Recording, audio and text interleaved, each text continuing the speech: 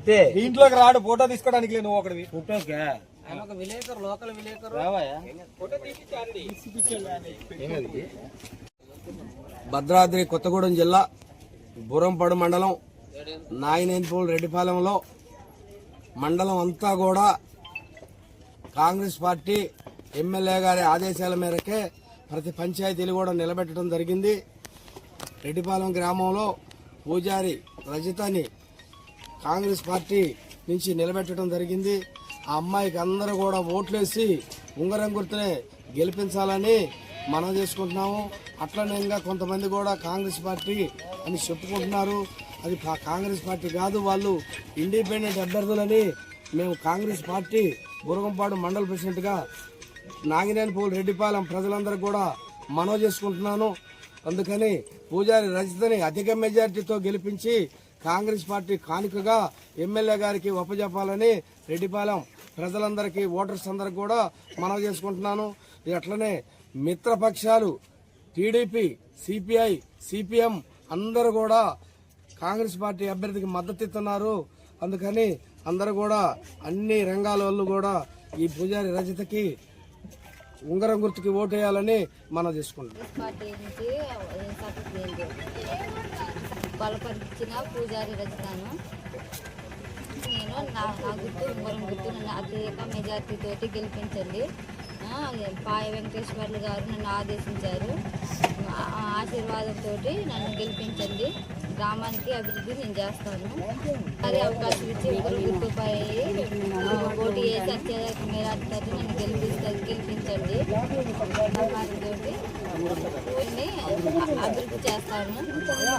రెడ్డిపాలెం సర్పంచ్ అభ్యర్థిగా పూజారి రజిత గారిని కాంగ్రెస్ పార్టీ అధిష్టానము మరియు మండల నాయకత్వము ఇక్కడ ఉన్నటువంటి కాంగ్రెస్ పార్టీ నాయకులందరూ పూజారి రజిత గారైతేనే గెలుస్తారని, మరి వారైతేనే ఇక్కడ బాగుంటుందనేసి భావించి మరి వారికి సర్పంచ్ అభ్యర్థిగా నిలబెట్టడం జరిగింది.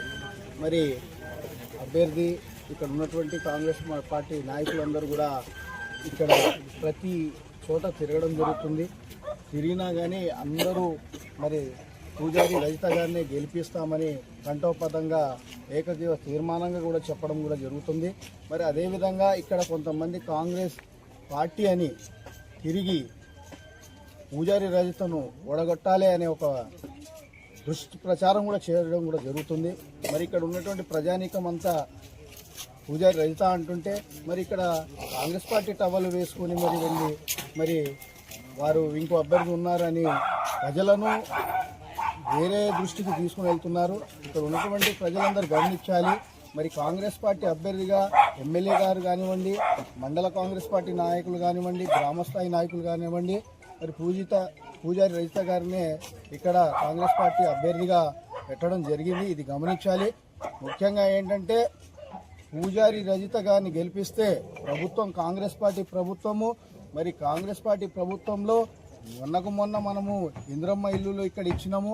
మరి పూజారి కాంగ్రెస్ పార్టీ అభ్యర్థి కాబట్టి మనకి ఇంకా ఈమెను గెలిపిస్తే ఇంకా మరెన్నో ఇంద్రమ్మ ఇల్లులు వస్తాయి. కరెంటు బిల్లు మనం 200 యూనిట్లు ఉచిత కరెంట్ ఇస్తున్నాము, గ్యాస్ సిలిండర్ ఇస్తున్నాము. అనేక అభివృద్ధి కార్యక్రమాలు మరి కాంగ్రెస్ పార్టీ మరి చేపట్టడం జరిగింది. మరి ఎన్ని ప్రజలు గమనించాలా. ఇవాళ గతంలో 10 ఏళ్ళ పాలనలో కూడా ఒక రేషన్ కార్డు అనేటువంటి దరిద్ర ప్రభుత్వంలో మనం గడిపాము. మరి ఇవాళ కాంగ్రెస్ ప్రభుత్వంలో ఆన్లైన్ ప్రతి కొత్తగా పెళ్ళైన జంట కూడా వెంటనే మరి రేషన్ కార్డు రావడం జరుగుతుంది. దాన్ని కూడా మనం గమనించాలా. సన్న బియ్యం ఎప్పుడు దొడ్డు బియ్యంతో మనం తినలేనటువంటి పరిస్థితి ఉండేది. ఇవాళ సన్న బియ్యం ప్రభుత్వం మనకు అందిస్తుంది. దీన్ని కూడా గమనించి అభివృద్ధికి ఇక్కడ ఉన్నటువంటి ప్రజానికం బాట వేయాల్సిందిగా ప్రజానికాన్ని కోరుకుంటున్నా. ఇంకొకటి చెప్పదలుచుకున్నా, ఇక్కడ తిరుగుతున్నటువంటి దొంగ కాంగ్రెస్ పార్టీ టవల్ వేసుకుని తిరుగుతున్న వాళ్ళకి హెచ్చరిస్తున్నాము. ఎందుకంటే ఇది మీ యొక్క గొప్పతనం కాదు, ఇది కాంగ్రెస్ పార్టీ గొప్పతనం. మీరు ఇలాంటి పిచ్చిగా తిరిగి కాంగ్రెస్ పార్టీ అభ్యర్థికి ఓటమికి పాల్పడితే మటుకి తగిన చర్యలు కూడా మీకు తీసుకోవడం జరుగుతుందని మీకు హెచ్చరిస్తూ ఇకనైనా ఈ రోజు నుంచైనా మానుకొని కాంగ్రెస్ పార్టీ అభ్యర్థి పూజారి రజిత కాబట్టి వారినే గెలిపించవలసిందిగా వారితోనే తిరిగి వారిని గెలిపించాలని మీ అందరికీ మేము హెచ్చరించడం జరుగుతుంది.